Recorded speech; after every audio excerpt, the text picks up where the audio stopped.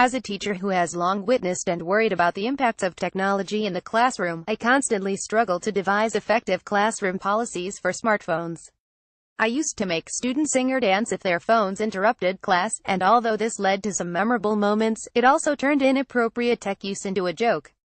Given the myriad deleterious effects of phones, addiction, decline of face-to-face socialization, de-skilling, and endless distraction, for starters, I want students to think carefully about their phone habits, rather than to mindlessly follow or not follow a rule.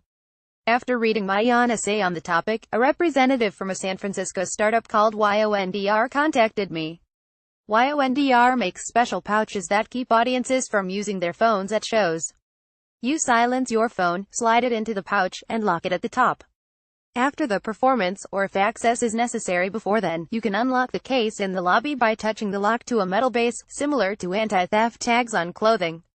Performers such as Dave Chappelle and Alicia Keys have used YONDR, whose motto is "Be Here Now," to curtail unsanctioned recordings and, when they look into the crowd, they see faces, not phones.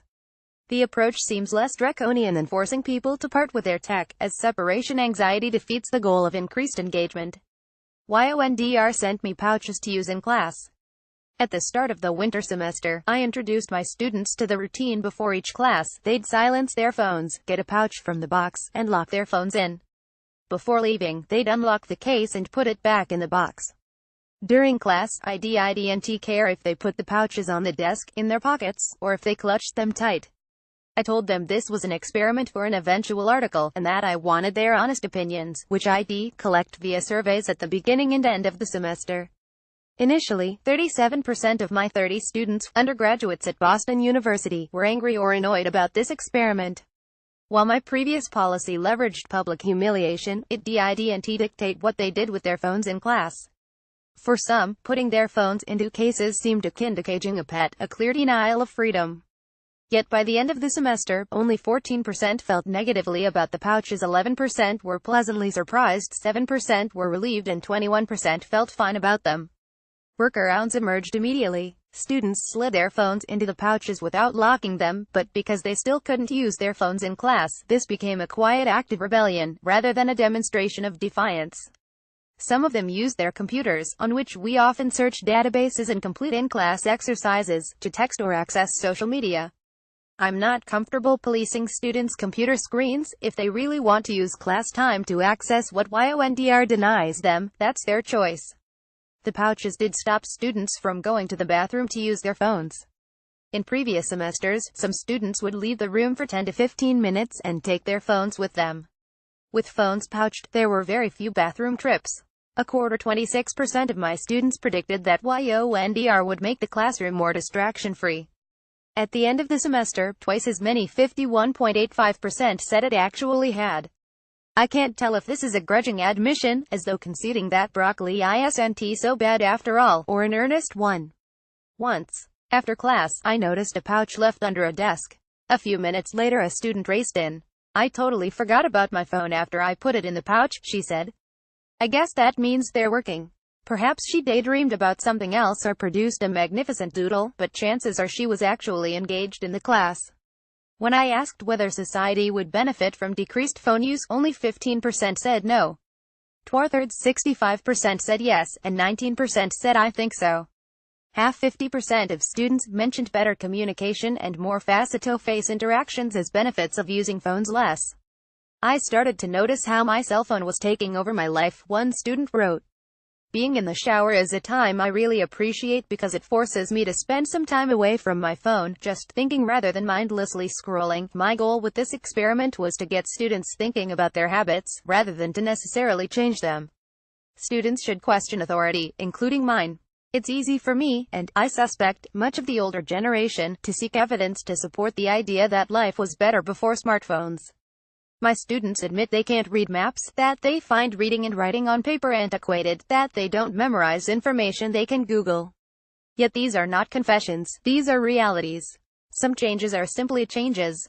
Not everything needs to be a value judgment, but students generally agree that phone use in the classroom is inappropriate. Only 11% believe a class phone policy is unnecessary.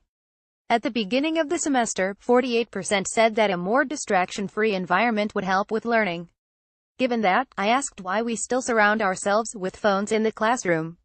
A fifth 20% used the word addiction in their responses, a word they often avoid.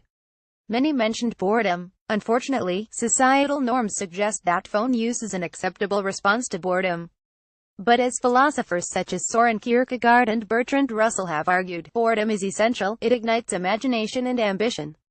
Boredom isn't something from which students need rescuing.